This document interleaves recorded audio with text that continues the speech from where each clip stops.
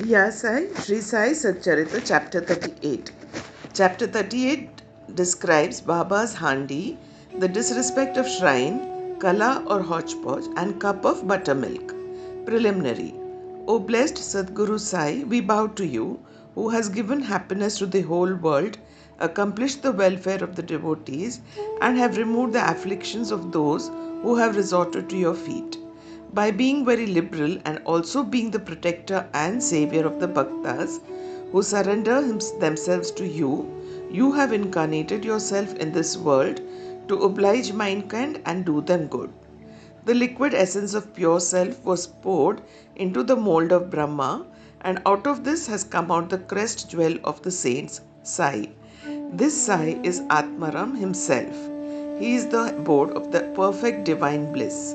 After having attained himself all the objects of life, he made his devotees established on the path. Baba's Handi. Different sadhanas, that is, means of accomplishments, are prescribed in our scriptures for different ages.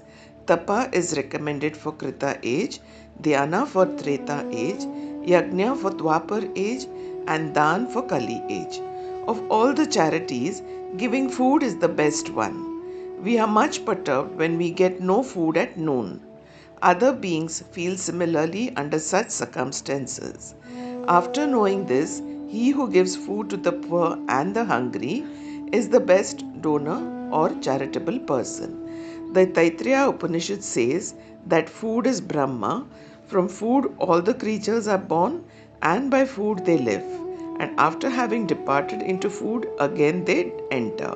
When an Athithi comes to our door at noon, it is our duty to welcome him by giving him food. Other kinds of charities, namely giving away wealth, property, and clothes, etc., require some discrimination, but in the matter of food, no such consideration is necessary.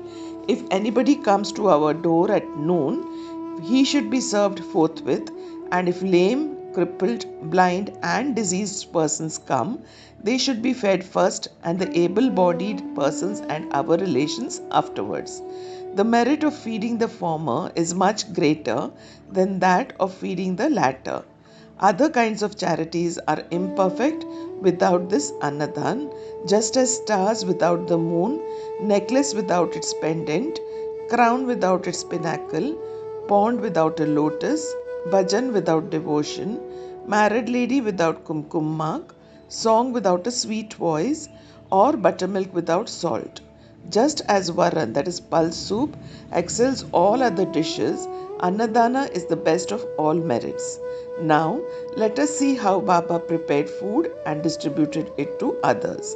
It has been stated before that Baba required very little food for himself, and whatever little he wanted was obtained by begging from few houses. But when he decided to distribute food to all, he made all preparations himself. He depended on nobody and troubled none in this matter.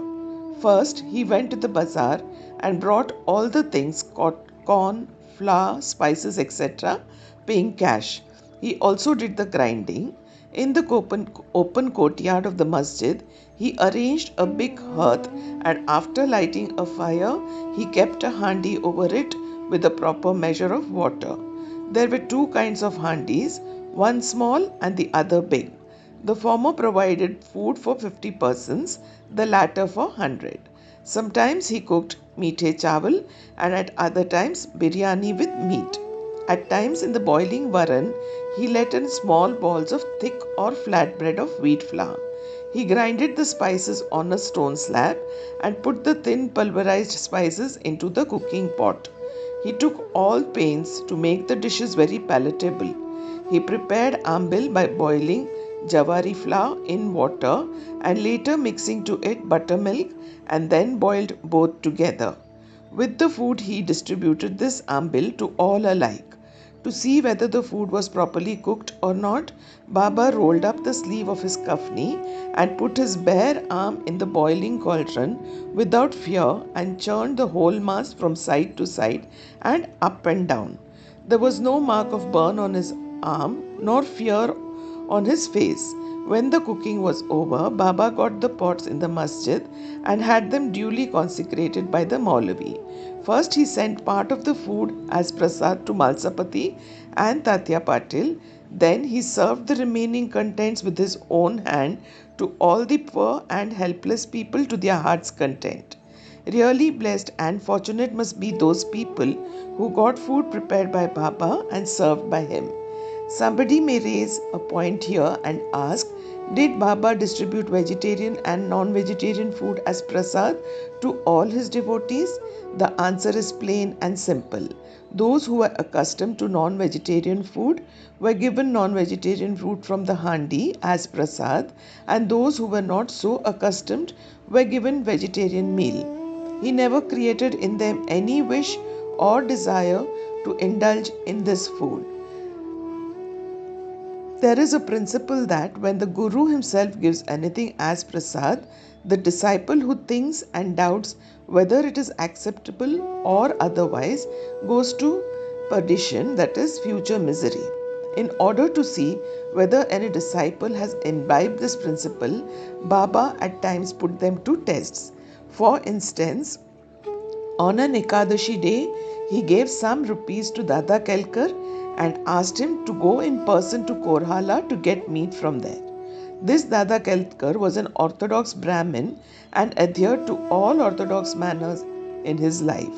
He knew that offering wealth, grain and clothes etc. to a Sadguru was not enough, but the implicit obedience to him and prompt compliance with his order was the real dakshina that pleased him most. So, Dada Kelkar dressed himself and started for the place.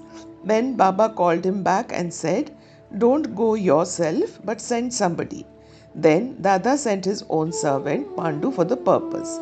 When Baba saw him going, he asked Dada to call him back and cancel that program. On another occasion, Baba asked Dada just to see how saltish biryani was done. The latter replied casually that it was all right. Then Baba said to him, "Neither have you seen it with your eyes nor tasted it with your tongue. Then how could you say that it was good?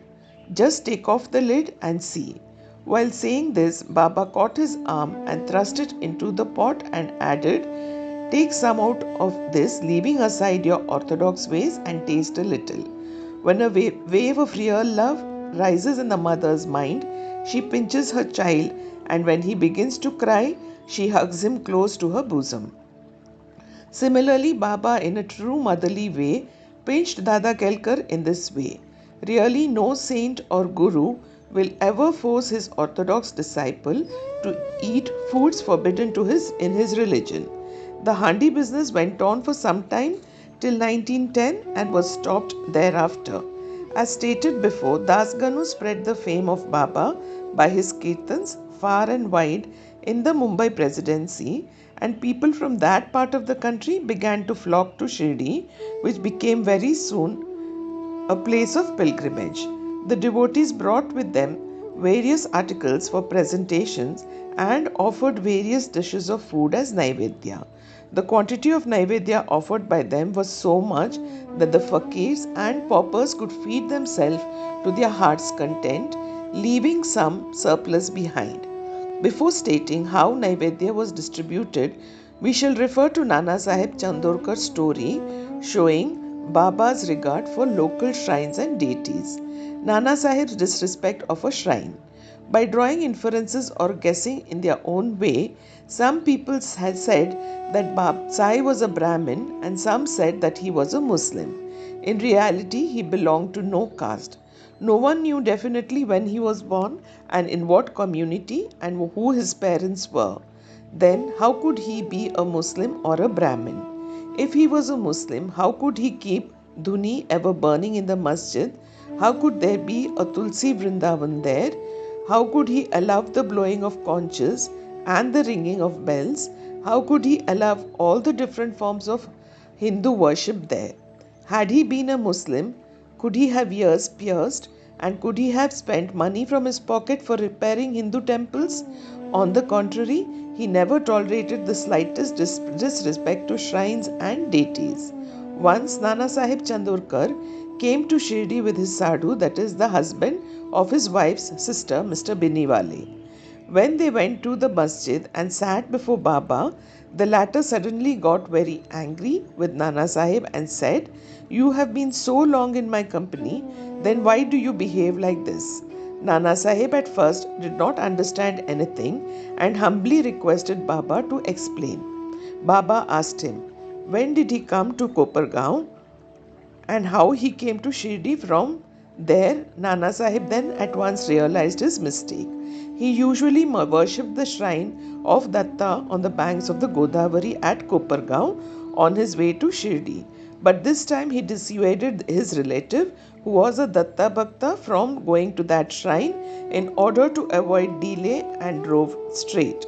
He confessed to all this to Baba and told him that while bathing in the Godavari, a big thorn went into his foot and gave him much trouble. Baba said that that was the slight punishment he met and warned him to be more careful in future. Kala, that is hodgepodge.